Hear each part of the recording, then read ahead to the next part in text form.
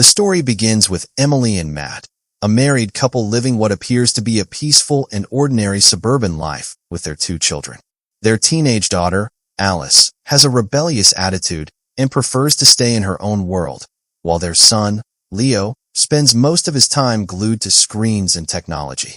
To everyone around them, Emily and Matt seem like completely normal parents.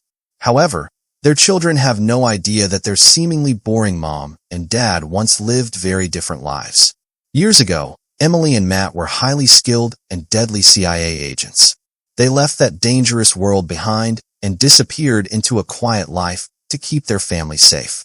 One evening, Emily tries to organize a family movie night, hoping everyone can spend some quality time together. But Alice immediately rejects the idea, claiming she has to study. Emily is disappointed, but she lets it go. The next day, after dropping the kids off at school, Emily and Matt return home. As the evening arrives, Emily begins to worry because Alice still hasn't returned home. While waiting, she notices Alice's laptop lighting up with constant notifications. Although Matt tells her not to invade their daughter's privacy, Emily can't resist. She searches around and quickly discovers that Alice has written her laptop password on a sticky note. Emily logs in and starts reading Alice's messages. That's when she discovers that Alice secretly snuck out to attend an event called Chemical Apocalypse. Leo overhears the conversation and immediately reveals that Chemical Apocalypse is far from a normal gathering. According to him, it's an underground club notorious for alcohol, drugs, and reckless behavior. Without wasting any time, Emily and Matt track Alice's phone location and rush to the club. When they arrive, they find Alice dancing and enjoying herself on the crowded dance floor. Emily storms over and orders her to leave immediately and come home. At that moment, a group of young men nearby starts mocking Emily and Matt, calling them old boomers. Things quickly escalate when one of the guys aggressively grabs Alice's arm and tries to stop her from leaving. The instant Emily sees this, her instincts take over. She grabs the man by the throat and slams his head violently against a wall. Matt immediately joins the fight. Within minutes, the couple completely destroys the entire group. Their movements are fast, precise, and brutally effective. Bones are broken, bodies hit the floor, and everyone who challenges them is effortlessly taken down. After the fight, they realize several people have recorded the entire incident on their phones. Thinking quickly, Matt grabs one man's phone and deletes the footage to cover their tracks. On the drive home, Emily and Matt admit that they accessed Alice's laptop to find her location. As punishment for sneaking out, Alice is grounded. Furious, Alice demands to know how her supposedly ordinary parents know how to fight like professional assassins. Trying to hide the truth, Emily casually claims that she and Matt once took a few taekwondo classes. Alice immediately calls out the lie. Nobody learns to fight like that from a couple of martial arts lessons. When they get home, Alice confronts Leo and accuses him of revealing her location. Leo quickly lies and insists he had nothing to do with it. The following morning, their former CIA boss, Chuck, suddenly appears outside their house. Matt is stunned and asks how he managed to find them after all these years. Chuck reveals that although Matt deleted one video, multiple recordings of the club fight spread across the internet overnight and quickly went viral. Realizing the danger, Emily invites Chuck inside, but he refuses. According to Chuck, there is no time. He immediately reveals shocking news. Emily's former boyfriend, Baron, has become a traitor and is now working alongside a ruthless enemy named Gore. Chuck warns them that if he was able to track them through the viral footage, Gore has almost certainly done the same and is already coming for them. Emily is confused and wants to know why anyone would still be hunting them after all these years. Chuck explains that a highly classified object known as the ICS key disappeared from the wreckage of a plane crash years ago. Gore believes Matt and Emily have possession of it. Chuck warns them that their home is no longer safe. Before he can say anything else, a sniper bolt suddenly strikes him from a distance, killing him instantly. Matt and Emily barely have time to react before a heavily armed hit squad arrives outside the house and unleashes a storm of bullets.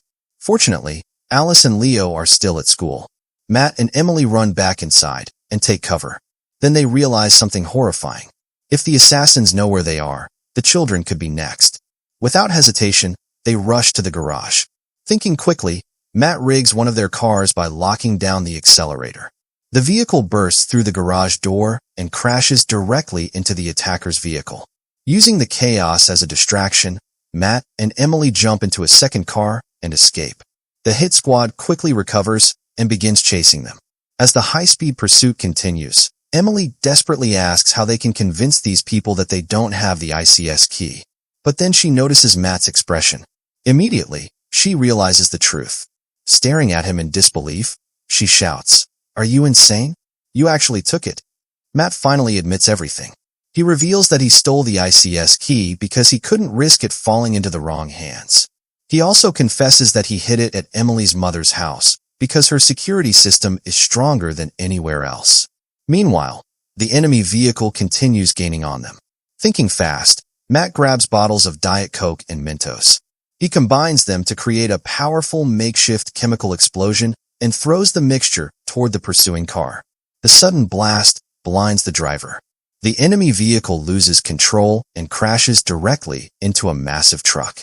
With the immediate threat eliminated, Matt and Emily race to the school, collect the children, and flee. Alice and Leo are terrified and completely confused about what is happening. Without offering any explanations, Matt and Emily drive them straight to the airport. When the children discover they are flying to England, Emily drops another shocking revelation.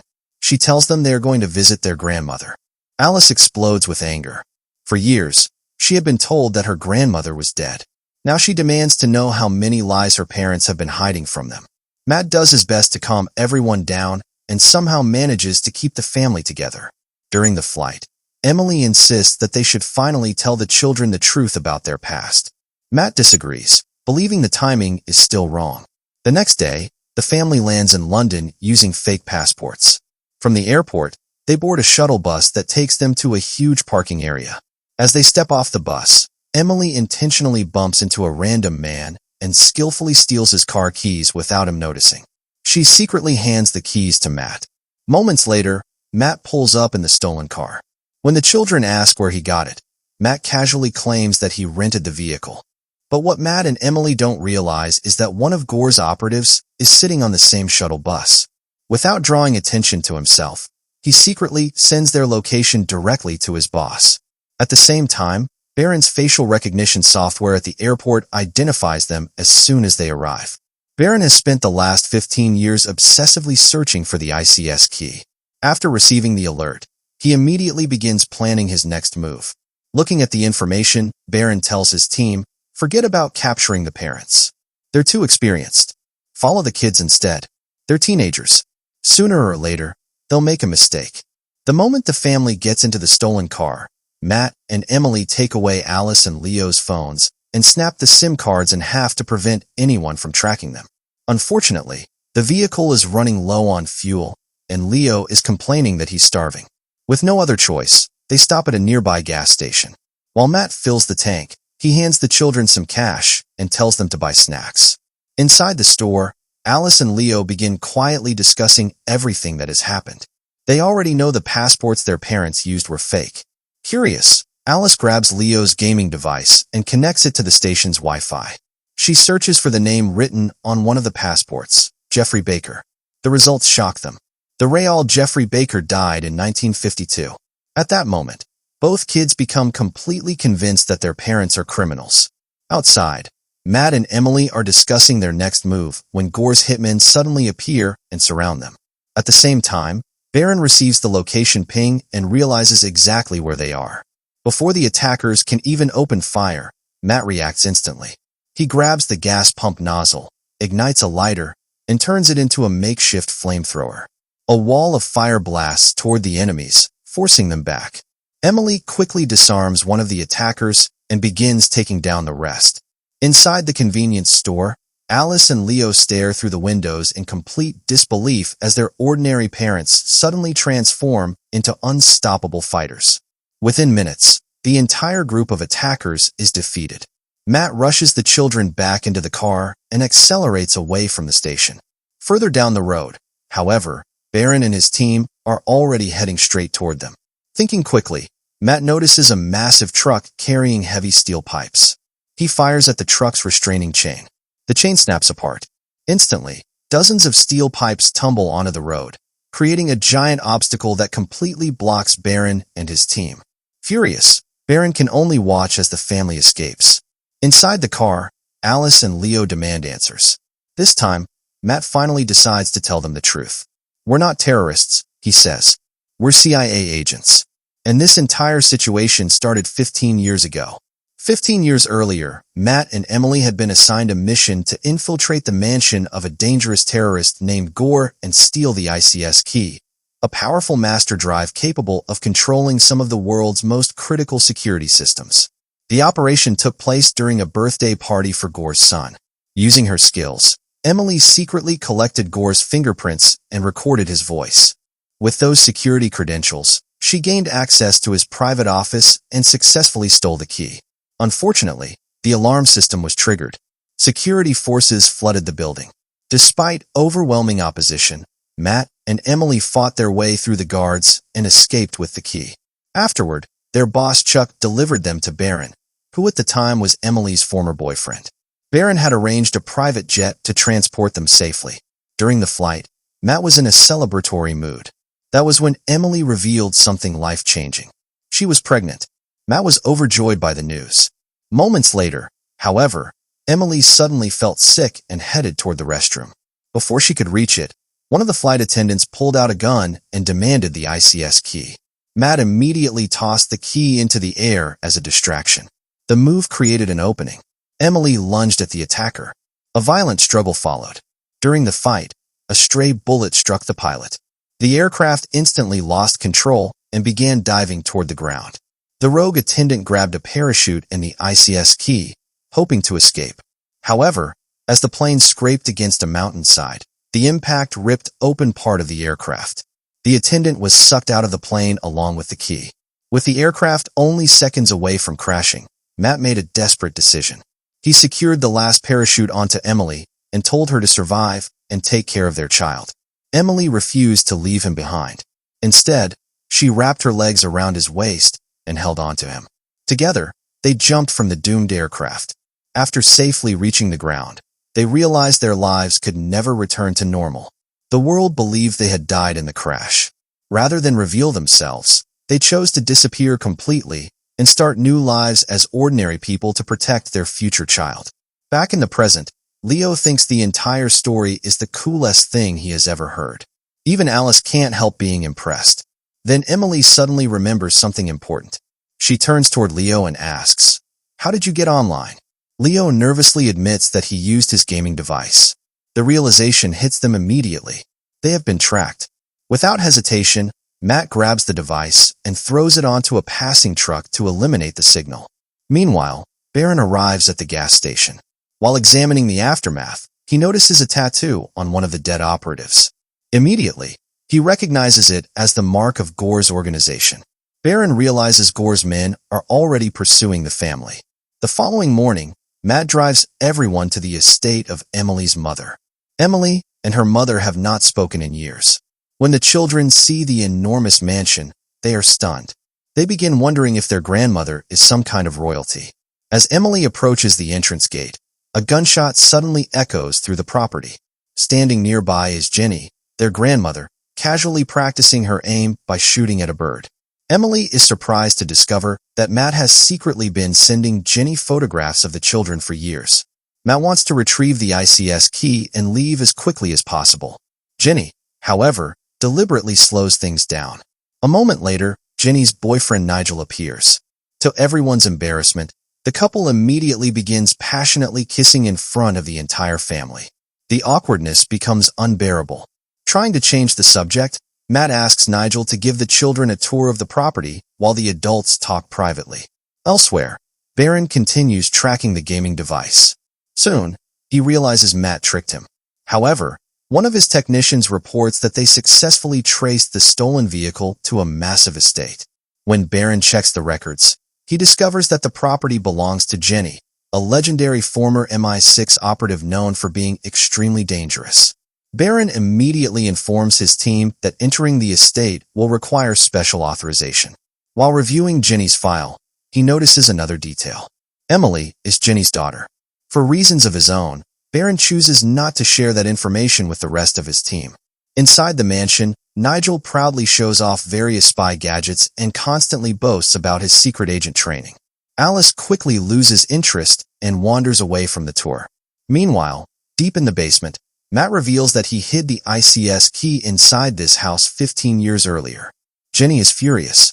She accuses him of bringing danger and death directly to her doorstep. The argument quickly escalates. Emily finally releases years of bottled-up frustration. She accuses her mother of never caring about her and reminds her that she was sent away to America as a child. Emily insists that she never wanted to raise her own children the way Jenny raised her. Jenny immediately fires back. "Oh, really? Then why does your own daughter hate you?" The words strike Emily hard. Hidden nearby, Alice overhears the entire conversation.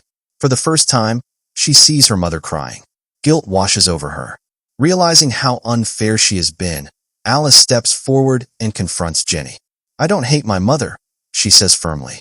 "Don't ever say that again." Jenny smiles softly. She explains that children rarely truly hate their parents. Most of the time, they are simply angry. She then admits something she has never said before. Emily is a far better mother than she ever was.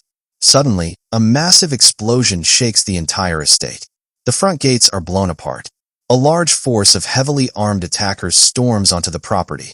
Completely unaware of the assault, Matt and Emily are still deep inside the old wine cellar. After years of hiding, they finally recover the ICS key. Moments later, they hear helicopters approaching overhead. Realizing the estate is under attack, they rush upstairs. When they reach the upper levels, they discover Jenny and Nigel tied up and restrained. Emily quickly frees her mother. Together, they desperately search for Alice and Leo. Then they reach the main hall. The sight before them makes their hearts sink. More than a dozen armed attackers are standing inside. Their weapons are aimed directly at Alice and Leo. Matt and Emily immediately understand the situation. For the first time in a long time, they are hopelessly outnumbered. Desperate to save their children, Matt finally surrenders and agrees to hand over the ICS key. However, before the exchange can happen, the true mastermind steps out of the shadows. The sight leaves Matt and Emily completely stunned. Standing before them is Chuck. Their former boss is alive. Chuck reveals that the sniper attack and the blood they witnessed earlier were nothing more than an elaborate deception designed to fool everyone. Then comes an even bigger surprise. Baron was never the villain. He has actually been working on the side of justice all along. Chuck explains that 15 years ago, after the plane crash and the failed mission, the CIA blamed him for everything that went wrong. His reputation was destroyed, his career collapsed, and his entire life fell apart. Ever since then, he has been consumed by revenge. Now, he intends to use the ICS key to make himself rich and powerful. Chuck grabs the key from Matt and hands it over to his hacker for verification. Meanwhile, the armed men believe Jenny is still tied up and completely helpless. That assumption turns out to be a huge mistake. Seizing the perfect opportunity, Jenny secretly pulls out a concealed tranquilizer weapon and starts taking down guards one after another. As more attackers rush toward her, the fearless grandmother turns everything around. Using whatever she can find, including kitchen knives and frying pans, she fights back fiercely and incapacitates multiple enemies.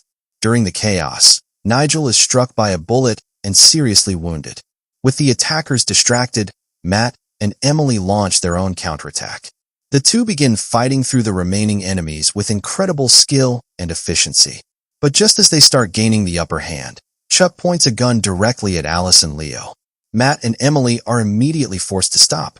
Moments later, an unseen attacker strikes from behind and knocks both of them unconscious. When they finally wake up, Jenny is beside them. Unfortunately, Chuck and his men are already gone. Even worse, Alice and Leo have been kidnapped. The group immediately checks the security footage. Unfortunately, the helicopter's registration number is too blurry to identify. Then Matt notices something unusual. In the footage, Leo gives a subtle thumbs up toward one of the cameras. At first, it seems meaningless. Then Matt realizes Leo was intentionally showing his fitness tracker ring. Understanding the message instantly, Matt accesses the device's signal and begins tracking it. The signal leads directly to a massive art museum in London. That night, Matt and Emily prepare for one final mission. They head to the museum to rescue their children. Security around the building is extremely tight. As a result, they are forced to leave their weapons behind and infiltrate the facility empty-handed. Meanwhile, Chuck contacts Gore and demands an enormous payment in exchange for the key. Gore immediately becomes suspicious. Convinced that Chuck is trying to deceive him, Gore orders his forces to storm the museum and seize the key by force. High above the city, on the museum rooftop, Chuck gathers a group of wealthy international buyers. He intends to demonstrate the incredible power of the ICS key. To impress the bidders, he instructs his hacker to shut down London's entire power grid. Within moments, large sections of the city are plunged into darkness. Down inside the building, Matt and Emily realize Chuck is conducting a live demonstration from the roof.